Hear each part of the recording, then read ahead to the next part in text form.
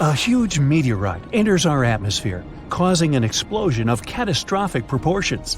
All forms of life on Earth cease to exist. A giant wave of fire wraps around the planet several times until only ash and dust remain of the green landscape. But then again, there's another option for our planet's future. The sun could swallow it. Wait. Who is this? In the course of its evolution, our star will keep expanding. Am I the only one hearing this voice? Until it gets so big that it just swallows our planet without even noticing it. Hey buddy, that's my video. I don't think so. Okay, alright, I'll share it with you. But let's not look that far into the future. Whatever you say, buddy. How about the fact that the Earth will soon have rings? Like Saturn? Almost. Saturn's rings are made of dust and ice. Yeah, I've heard about that. Thousands of years ago, something really mysterious happened in Saturn's orbit. The planet's gravity tore one of its satellites apart. Yes, Saturn is a gas giant. It's 95 times heavier than Earth, so it has stronger gravity. It attracted a small moon from its orbit to its surface. Then, it was torn apart from the inside by tidal forces, like the ones between Earth and Moon. Many huge fragments stuck in Saturn's orbit. Some scientists say there was a collision of two moons there. They crashed into each other like billiard balls. As a result, both cosmic bodies turned into a pile of debris and blocks of ice. No matter how they got there, this debris started circling Saturn. They collided with each other, turning into smaller rocks. It was a kind of cosmic blender. Rocks gradually ground into dust, and huge blocks of ice turned into small crystals. On average, the objects are in the same ratio to these rings as a human fingernail to a school bus. And soon, similar rings will appear around Earth. But how? I mean, we have the moon, and it's hard to imagine that it could break apart at any moment. Plus, we don't have another moon to recreate the same collision in our orbit. Space junk. We have a lot of it. We started launching spacecraft into Earth's orbit in about 1957, and it almost always follows the same scenario. Ah, yes. The rocket consists of several parts, a booster, or even several of them, the second stage of the rocket, and a cargo, which is contained in a capsule at the end of the rocket. The booster accelerates the rocket to almost orbit and then undocks. The second stage fires up the engines and climbs even higher to get the cargo into orbit. Then the second stage undocks as well, and the cargo capsule releases the satellite or space probe into outer space. Yes, the first and the second stages of the rocket and the cargo capsule were disposable. That means they stayed in Earth's orbit. Over time, our planet attracted them. They entered the atmosphere and burned up because of friction with the air.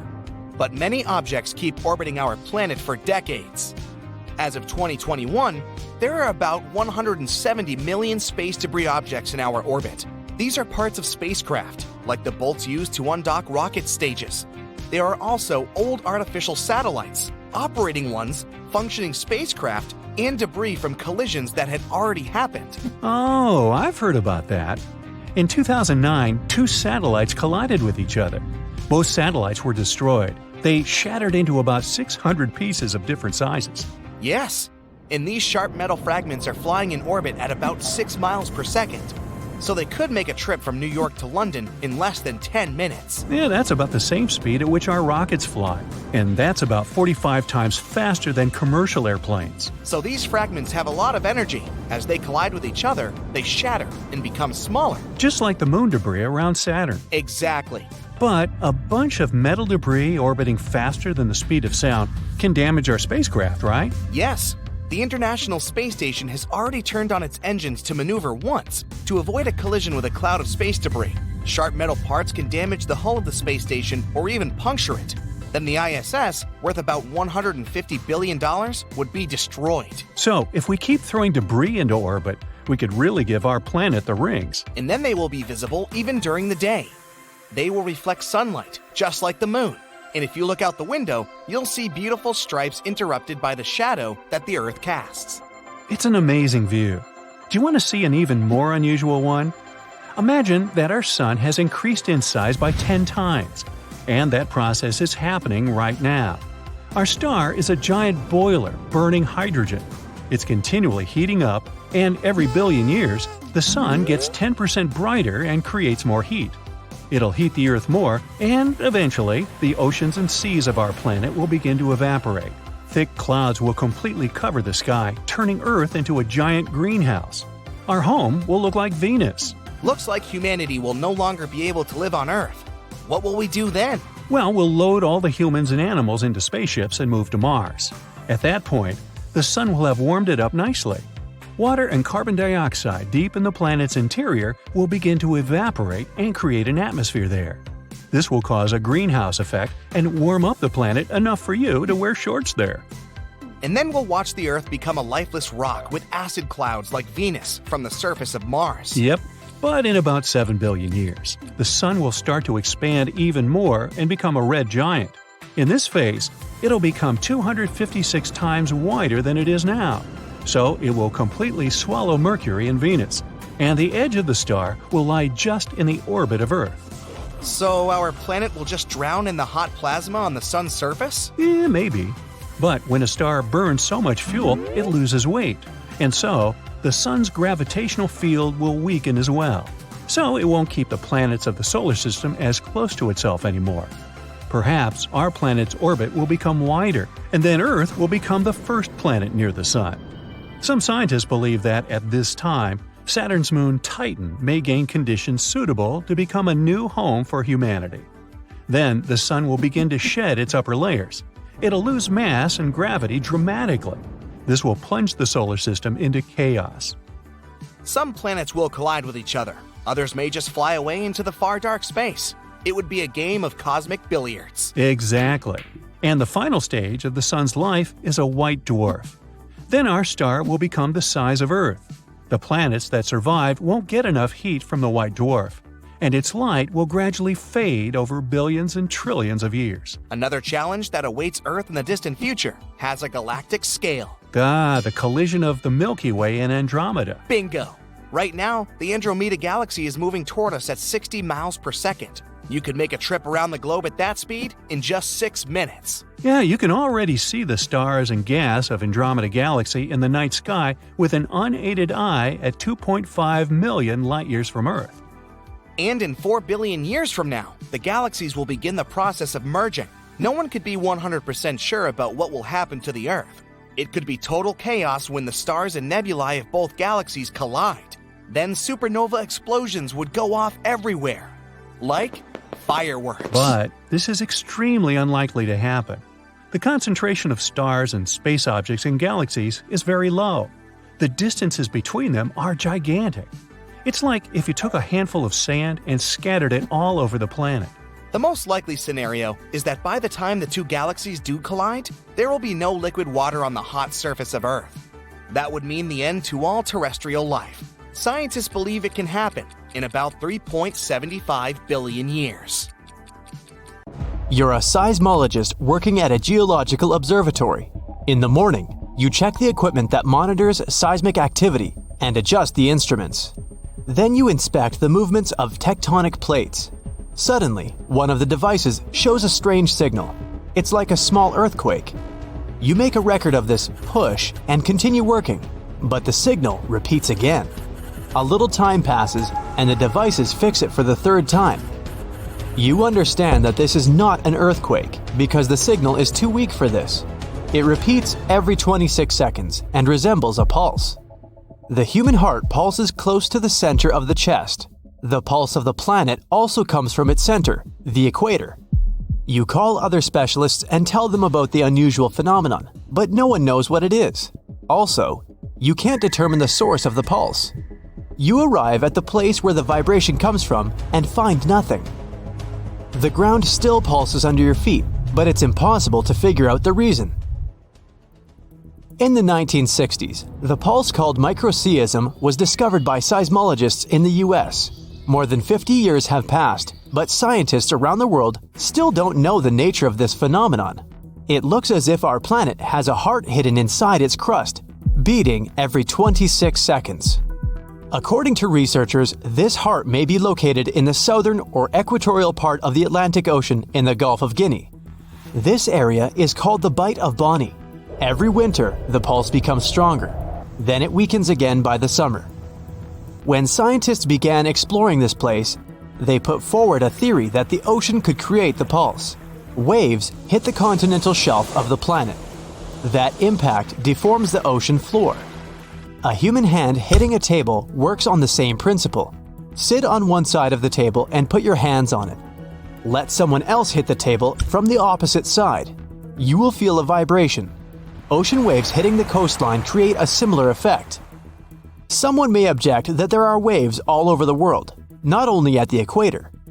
Yes, but that's where the sun heats our planet the most. Solar energy causes powerful storms and winds and accelerates ocean currents and waves. Also, in 1980, geologists found out that Earth's tremors became stronger during storms. In other words, when waves hit the shore with more power. Not all scientists agreed with this theory. Some researchers believed the planet was pulsating because of the seismic activity. It was coming from a volcano located on one of the islands in the Bight of Bonny. The place where the pulse was the strongest is close to the volcano. But further observations showed that the Earth's tremors happened in all parts of the Gulf of Guinea. That's why scientists can't prove any of these theories. Our planet pulsates not only from within. Earth is surrounded by a thin luminous halo. It's constantly changing its shape and shimmering with different colors. If you look at our planet using special equipment, you'll see that Earth is inside an uneven pulsating bubble. It's located at an altitude of 50 to 400 miles above Earth's surface. This bubble is called the ionosphere.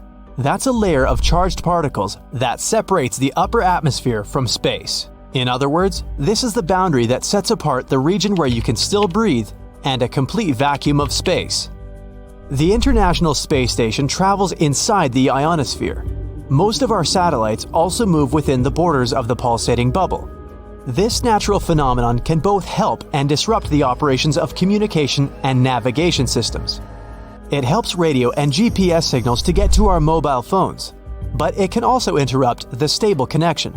It all depends on the number and density of charged particles.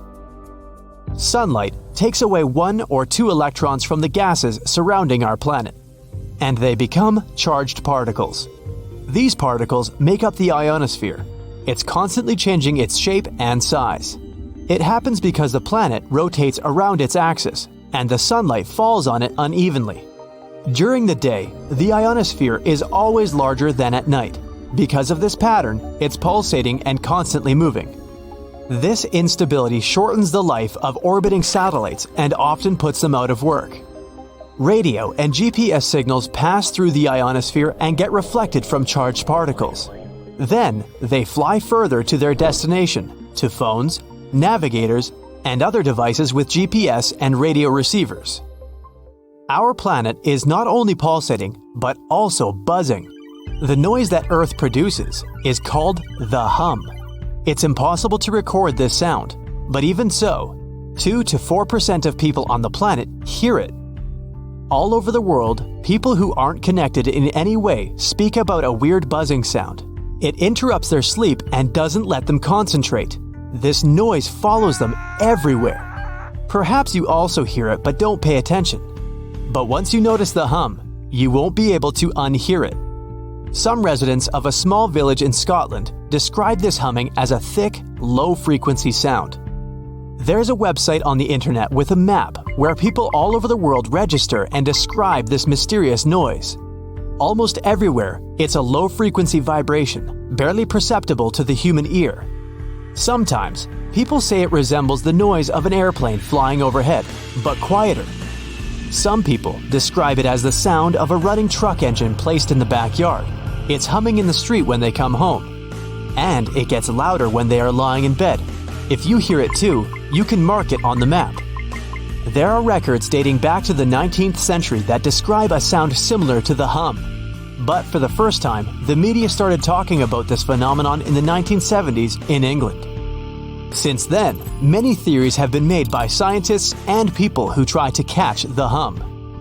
There is a hypothesis that claims the noise comes from high-speed traffic on highways, or it might be caused by too many airplanes flying in the sky. The hum and vibrations can be produced by electric stations, factories, industrial equipment, and huge air vents. Some people believe the reason for the hum is the movements of tectonic plates and the Earth's crust under the ocean waters. But no one has managed to prove it yet. In most cases, people hear the hum in big cities, and, of course, they often complain about this and demand to conduct investigations. But all the attempts to find the source of this noise haven't given any results. It's possible that 4% of people have a unique hearing that catches low-frequency sound waves. One theory says the source of the hum is special radio signals. They're used around the world to communicate with submarines. These radio signals can make people have a response. It feels as if you hear some buzzing. This happens when radiant energy collides with the soft tissues of the human skull. It stimulates the auditory nerve and creates an auditory hallucination. But the coolest theory appeared in the city of Sausalito in California. A lot of people there hear the hum, and biologists believe that fish might be the reason. There are many toadfish on the west coast. They can produce a unique sound that is not audible itself, but the sound wave coming from the fish resonates with the buildings located near the coast. This resonance produces the hum. Even one fish can do this. Imagine what happens when thousands of these sea creatures scream at the same time. But not only people living near the shore have problems with the noise. Those who live in the city center hear the hum too. And since the sound waves created by the fish can't spread so far, the theory was quickly refuted. Our planet isn't the only humming one. In 2020, scientists recorded a strange buzzing sound on Mars. This is a quiet, long beeping that spreads across the red planet's surface. Sometimes it changes a bit because of Marsquakes, which are another mystery. Earthquakes occur on our planet because of the tectonic plates' movements. Stress accumulates and gets released in the crust. This produces earthquakes. But there's no plate tectonics on Mars, so Marsquakes aren't supposed to be happening there. Attention! Attention! Residents of all countries and cities of the world! A massive asteroid is approaching the Earth! Now its speed is several times greater than the speed of sound, and each day it accelerates even more. Once it enters our solar system, it will fly past Uranus, Saturn, Jupiter, and Mars. The gravitational fields of these planets will also accelerate the asteroid, and our planet will be the final destination. A collision is inevitable. According to scientists, a meteorite the size of Mount Everest can destroy the entire planet. The disaster will happen in 350 days. There's panic in the streets. People buy and build bunkers. Scientists and astronomers from all over the world were assembled to find a solution. The only way to avoid the collision is to destroy the space object. Yeah, a powerful rocket can split an asteroid into hundreds of thousands of pieces. In this case, a meteor shower will hit the Earth, but it's better than the complete destruction of our home. In less than a year, people build several powerful rockets. Then, using the best telescopes in the world, astronomers create a unique guidance system. And now, we just have to wait for the asteroid to get into our solar system. All the people start moving to one continent with top-notch bunkers for everyone. The damage from the asteroid is impossible to predict, so it's better to hide people in one super large safe place to wait out the collision. The moment has come. The asteroid passes by Uranus. The speed increases. Now the colossal space object moves only 10 times slower than the speed of light. Scientists launch rockets into the air. The asteroid flies past Saturn and destroys a part of its ring. The asteroid's trajectory is changing. It flies past other planets through a twisting path, picks up speed, and now heads towards the Earth. The rockets leave a long trail of fire behind and reach the speed of sound. They're getting closer to the asteroid. Near Mars, a collision happens. The rockets hit the target. The asteroid explodes and splits into millions of particles. All the pieces fly in different directions. The Earth is saved. At this moment, the Earth's satellites record a huge burst of energy. A small part of the asteroid is headed towards Earth. It's tiny, about the size of a grain of sand. But the explosion accelerated it, and now the grain of sand is flying towards the Earth at a speed of 185,000 miles per second, which is 99% of the speed of light. At this speed, the grain has almost the same destructive power that the entire asteroid had. It's approaching the moon. A few more seconds, and the grain of sand will hit our planet. All the people are waiting with bated breath. The grain gets such incredible power because of the laws of physics. The greater the speed any object is, the more mass and energy it has.